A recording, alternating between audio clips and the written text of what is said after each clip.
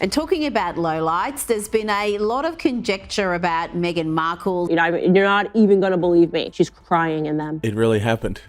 She did it. She did the fake tears again. Oh my God. I just threw up a little in my mouth. Tragedy ghouls. Meghan Markle with a camera trained in front of her, crying. But it wasn't a real cry. Even when she was giving us reality, she couldn't give us reality. It's an actor's trick. Never once played a victim, but she is going to cry and you will like her and you will see her as a victim, no matter how many dollars it takes, that she is victimized by being a princess. But I just can't stand her. I just think she's such a phony.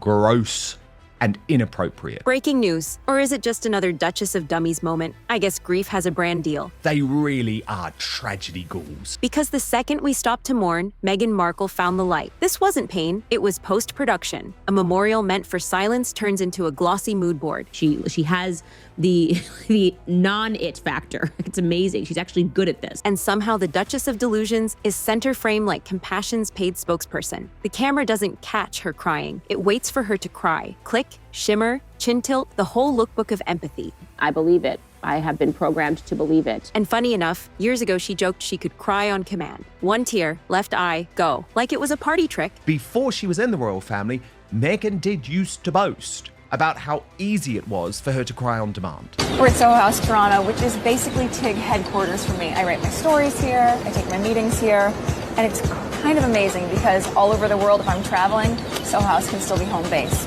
Now make yourself cry. Yeah. Oh, I can do that so well. Oh my God, it's crazy. You're like, Meghan, one tear, left eye, go. Give me 3 seconds. Well, congratulations. Your Royal Rebrandness, the trick made it to prime time at a child's vigil. I'm watching this, and all I can hear is the shudder. Not sobs, shudder. The moment the photographer drops the lens, the waterworks vanish like a coupon code. How utterly vile to be stood there fake crying with the photographer at your feet to capture the moment. He's not taking pictures of other people at the memorial. He's got his lens solely on Meghan.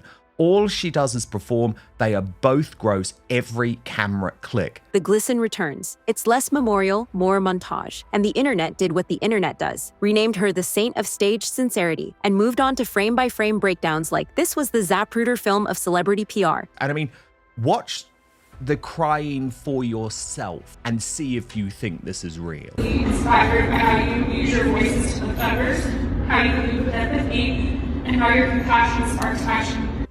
Note she stops the moment the photographer, trained in front of her, turns away. Grim. You don't have to be cruel to see it, you just have to have eyes. Real grief is messy. This looked editorial, but hold that thought because the follow-up post, it turned skepticism into a wildfire. And that's where our compassion campaign caught its first real blaze. Let me set the scene properly. A family trying to breathe through the unthinkable. And then the Duchess of Delusions arrives like sadness hired a stylist. This is what I find so grim. Using the tragedy of her close friend Kelly McKee Zajfen, who lost her 9-year-old son, George, for good publicity. I mean, I don't think there's anything worse, there's anything lower. The photographer kneels at her feet. No, not capturing the crowd, not the flowers, not the parents, her. Who takes a photographer with you everywhere you go? Who? Meghan. It's grief, but with a focal length. The stills look like campaign shots for a perfume called Aching, available exclusively in Montecito. People who were there say the energy shifted the moment she walked into the ceremony. She is a malignant narcissist who cannot get enough of herself. You could feel the choreography. Hands clasped just so, head tilted toward the softest light like she could hear the camera blinking. And when the shooter looked away, the performance powered down. When he pointed back, the scene resumed. It was so on the nose, even supporters winced. It is why Harry and Meghan are now being branded tragedy ghouls. Because there's a difference between showing up and staging it. And this is why the label stuck. Tragedy ghoul. Not because she felt something, maybe she did, but because she presented it like content. And when you monetize sorrow, you cheapen the people who actually need the moment. That's what stung. Not the tears, the timing. Then she opened Instagram, and somehow the optics got worse. Take me out back and shoot me, okay? Just end my agony now. And Harry, he's not a husband in this scene. He's a prop with pedigree. Every time she blinks, he nods. Every time she posts, he poses. Critics say the hug wasn't comfort, it was coverage. Because when your whole world is her calendar, your arms become her PR. Call it love if you want, the internet called it brand compliance. Harry takes his scrotum, hands it to Meghan, runs and scampers away from the evil royals, then whinges and moans for the next 10 years. He's been given everything on his silver platter. The caption that launched 1,000 eye rolls. A photo of Harry hugging a 12-year-old with our other favorite Lily. I mean, lots of people also questioning whether it was appropriate for Meghan to post this picture of Harry hugging a 12-year-old with the caption, our other favorite Lily, even though, of course, her children remained invisible and, as far as we're aware, didn't attend the event. Now, I love warmth. I love kindness. But basic sense? That too. If your whole brand is protect the kiddos, why are you posting someone else's child from a memorial? That's not empathy. That's engagement farming. The comments were radioactive instantly. People pointed out the hypocrisy, the tone deafness, the PR on top of grief. Body language detectives showed up like CSI TikTok. Him holding too tight, her leaning away, smiles laminated on. The meme factory went into double shifts. Divorce clock, proof of life photo, PR cuddle. I'm not saying the marriage is a spreadsheet, I'm saying the optics are. And behind the scenes, the whisper was this. That post was damage control, a reset attempt to drown out divorce rumors. But of course, she also decided to use this event to try and clap back at what have been horrendous reports about the true state of her marriage to Prince Harry. But a lot of people weren't sucked in by their overt display of public affection. Princess Carparkle on this, the Harry and Meghan body language is screaming, we hate each other, no matter how many times Meghan Markle claims back with see he loves me posts. TikTok, watch that divorce clock. If that's true, they didn't read the room. They deleted it because nothing screams stability like a caption so self-owned, it practically writes its own parody. Compassion doesn't need a caption, but clout always does. When the post backfired, they didn't apologize. They overdosed on appearances. PR 101 for when you've stepped on a rake. Don't step on 9 more. Instead, her Royal Rebrandness pulled the oldest trick in the crisis playbook. Flood the zone, Paris Fashion Week, women in power panels, candid coffee runs with camera-ready hair and camera-ready SUVs. Let's shift the narrative again. We've done this appearance in New York where everyone's talking about how miserable we are with each other, so we're gonna have to be ultra tactile and put on a show. And this was a show for social media. And I'm sorry, I see right through it. She didn't fix the narrative. She tried to bury it under a mountain of B-roll. Only problem? Volume is not strategy. Monday, she's domestic goddess 2.0 selling cozy wholesomeness. Wednesday, she's a black-on-black CEO of Sparkle Inc. Friday, she's a front-row couture oracle doing the blink and smolder. It wasn't growth. It was identity roulette. Spin the wheel, land on a persona, pose. The audience didn't feel led. They felt dizzy. Even friendly columnists pulled the emergency brake. The words thoughtless and directionless floated out of insider quotes like smoke. And still, the zone flooding continued. Like attention itself could act as absolution. It can't. If anything, it turns the audience into auditors. The more you show us, the more we notice what you're hiding. Then came the dinner party, an empowerment banquet that played like a seance for relevance. Imagine a room where the chandeliers are bright and the ideas are dim. That's the vibe. A vegan, virtue-varnished banquet where the hors d'oeuvres were hashtags and the speeches were word salads dressed in purpose. Last week, in terms of career, at this vegan dinner party hosted by Emma Grede of Kardashian fame, of podcast fame. And this dinner, Brittany, I mean, it's getting a huge amount of criticism. William Sitwell in the Daily Telegraph writing, congrats, Meghan, you helped create the worst dinner party in history. And he said a women-only vegan banquet attended by the Duchess of Sussex was a lesson in self-congratulatory vain adoration. And I mean, it was vain adoration that you saw during Emma Grede's speech. Hi, so thank you.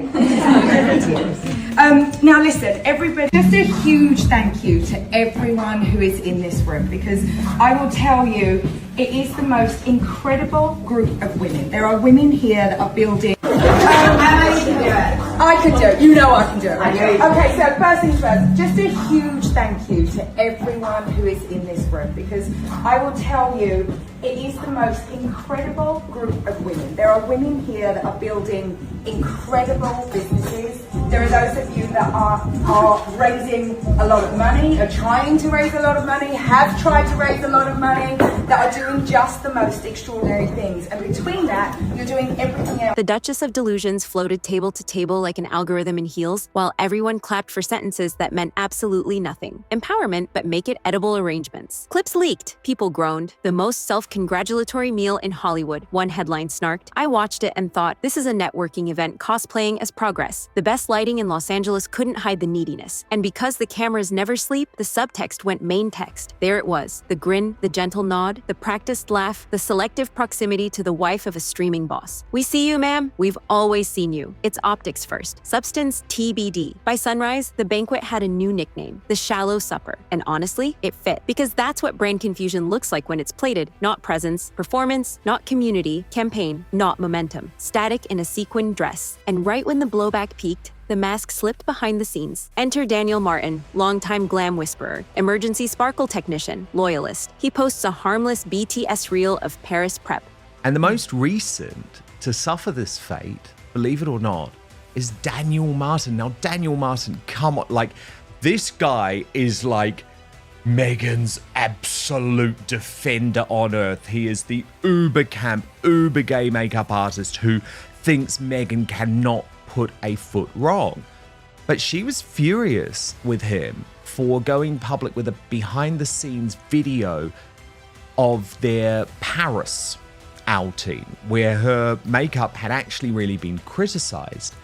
And Rob Shooter has now reported that Meghan Markle demanded that Martin delete the video and said the order came straight from the top. Jokes, powder, gloss, a human moment. Hours later, gone. The T, delete order, from the top. Why? Because mystique is currency. And in that palace, transparency is treason. This is the part where people who still believe the authenticity brand finally get the invoice. You cannot worship mystique and welcome candor. Pick one. So Daniel learned the rule the hard way. In the Church of Curation, even kindness needs clearance. The Duchess doesn't manage image, she governs it. One unsanctioned angle, and you're exiled to the land of, let's circle back. That's the bigger picture here. She left the monarchy and built her own out of Wi-Fi and NDAs. Crown swapped for copyrights. Court swapped for comment control. You don't get a village, you get a vendor list. And when even the loyal glam guy gets cut for showing a pore, baby, the brand isn't strong. It's terrified. Terrified brands make frantic pivots. Which brings us to the comic tragedy called reinvention. Cue the interview circuit. Beige confidence, careful lighting, the new sermon. I spent years barefoot, box dye, just like everyone else. Oh, did you? Because the receipts don't wear Birkenstocks. The internet rolled the montage. Couture lunches, high-gloss photo shoots, wardrobes that cost more than a starter home. It wasn't relatability. It was revisionism with a soft filter. This is the loop. Claim simplicity, post luxury, preach privacy, leak location, renounce Hollywood, dine with Hollywood. It's rebrand speed running. And here's the brutal math. Every fresh era has the remaining trust. People aren't angry anymore, they're tired. And indifference is the algorithm's final boss. Even her fan pages started asking the thing no brand wants to hear. What is she exactly? Philanthropy, lifestyle, fashion, founder, duchess, diva? The answer kept changing depending on which camera was closest. And when a brand is every single thing, it quietly becomes nothing. Which leaves us with the only ending attention economies ever right. The Duchess of Delusions built a kingdom out of optics, and optics send their own bill. Every pose invites a microscope. Every caption becomes discovery. Every performance asks the question nobody with a camera wants to hear. Is any of this real? That's the cost. Not the clapbacks, not the headlines, the doubt. Once the public starts doubt scrolling your soul, no soft focus can save you. And here's the piece. Nobody says out loud. That memorial deserved better. The family deserved better. The moment deserved better. It shouldn't have to compete with a lens. It shouldn't have to fight a caption. It shouldn't have to share a frame with someone's redemption arc. But that's what happens when compassion becomes content empathy, gets edited for time. Could she change? Of course, anyone can. But change requires stillness, and stillness doesn't trend. So the performance goes on. Another tier, another panel, another era, another dinner, another authentic confession strategically scheduled for Thursday at 11 a.m. Pacific. I'll say the quiet part, and then we're done. When sorrow turns into a photo shoot, it stops being human. And the audience, we're not cruel, we're just awake. In the end, it wasn't the tear that broke the internet, it was the mirror it held up. Because behind every sob story with perfect lighting is someone who learned long ago that sympathy sells better than silence. The memorial wasn't her stage, it was her set. The candles weren't for reflection, they were props in a performance she's been rehearsing since the palace doors shut. And that's the real tragedy here. Grief doesn't need glam, empathy doesn't need editing, compassion doesn't need choreography. But when your whole brand depends on staying seen, stillness starts starts to feel like starvation. You can't meditate your way to relevance when the algorithm's hungry, so you feed it emotion, even when it's borrowed. That's why every move feels so manicured, every quote so pre-approved, every tear so suspiciously symmetrical, because this isn't a woman healing, it's a woman producing. The Duchess of Delusions doesn't just survive scandals, she syndicates them. And while the world scrolls on, she's still cueing the next chapter, camera in tow, lighting just right. So no, it wasn't the one tear that told the story. It was what came after. The captions, the campaigns, the silence that never stayed silent for long. Because when sorrow turns into a photo op, it stops being human. And the saddest part, she doesn't even see it anymore. If you caught the clues before the cameras did, hit like, tap subscribe, and ring that bell, because this saga's nowhere near wrapped. Every rebrand comes with a sequel, and every sequel comes with a spin. You already know the drill. The captions get glossier, the tears get glistened, and the truth gets photoshopped. So stay awake, not impressed, because the next headline won't be healing. It'll be marketing in disguise. Was it grief, strategy, or just another season of The Markle Show? And if so, what do you think the trailer for the next one looks like? Let us know in the comments. Now, since you made it this far, feel free to check out some of my other videos on the top of the screen. Until next time, stay tuned, stay safe, and stay informed. Only on Tea Time with Tina.